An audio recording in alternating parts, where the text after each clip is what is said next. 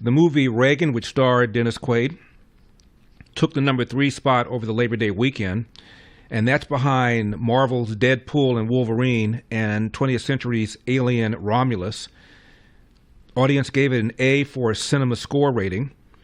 Rotten Tomatoes gave it a 98%, but it cannot be nominated for any category by the Academy Awards because it does not meet its diversity standards.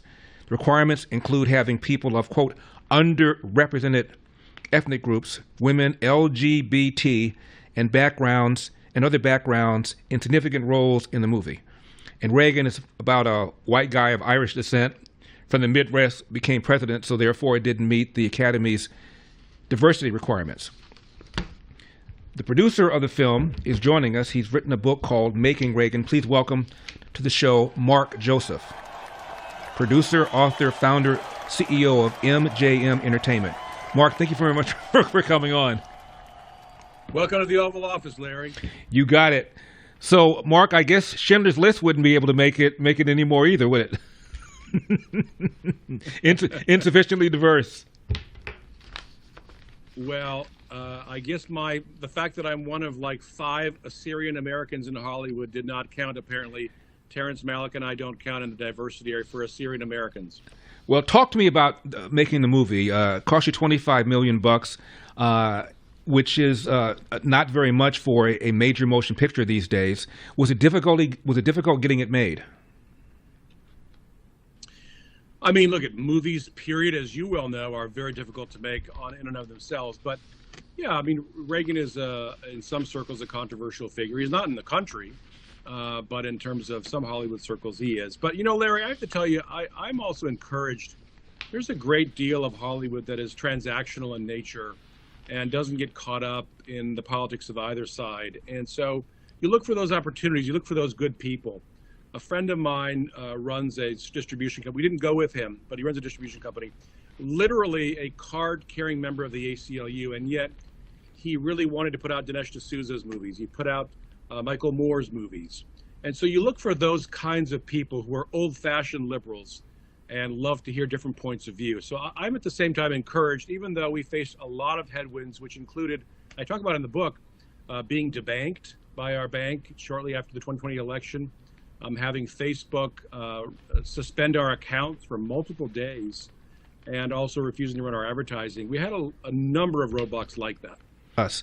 Now, Mark, talk to me about the reception. The people who've watched Reagan loved it. The critics attacked it.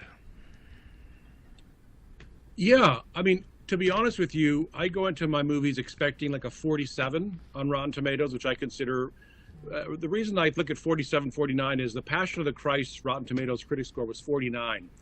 And I thought it was a masterpiece. I worked on it, so I'm biased, but Mel Gibson is an incredible director. So I always looked at 49 as a baseline. 49 to me means it's a very well done movie, but it's being punished for other reasons. So I have my usual 49, 47 in mind. I was not expecting 18%. But at one point, the popcorn meter, which is the Rotten Tomatoes, people who actually watch the film who are not critics, that got to 99% for a couple of days, settled in at 98%. And so we actually have applied to Guinness World Book of Records for the greatest gap in the history of every movie ever made in Hollywood, of an 80-point gap between critics and filmgoers. And we wear it as a badge of honor. Well, as you know, I produced a film, executive produced a film called Uncle Tom, 98% on Rotten Tomatoes, had a very high IMDb rating, about as high as Casablanca, and we hired a consultant to try and get it nominated for Best Documentary, and we couldn't get arrested. So you know the drill.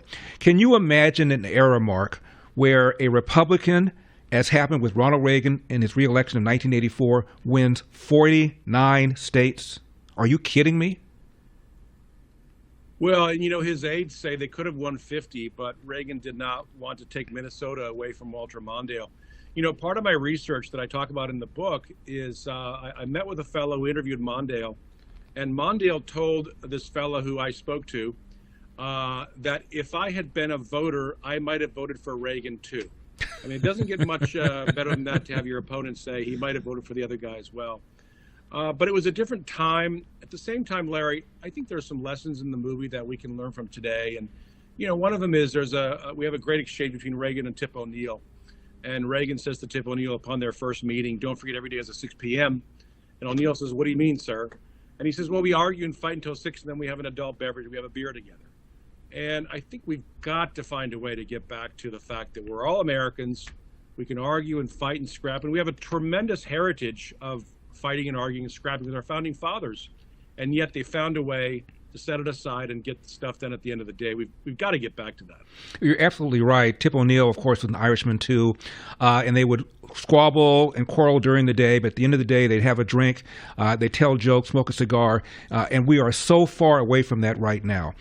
People did not call Ronald Reagan a fascist and a Hitler and a dictator the way they're calling Donald Trump. I think partly it's because of Donald Trump's personality, but partly I think it's because the country has changed. The left has become more shrill, more emotional, and more of the belief that you're not just wrong, but that you're fundamentally a bad person, if not evil.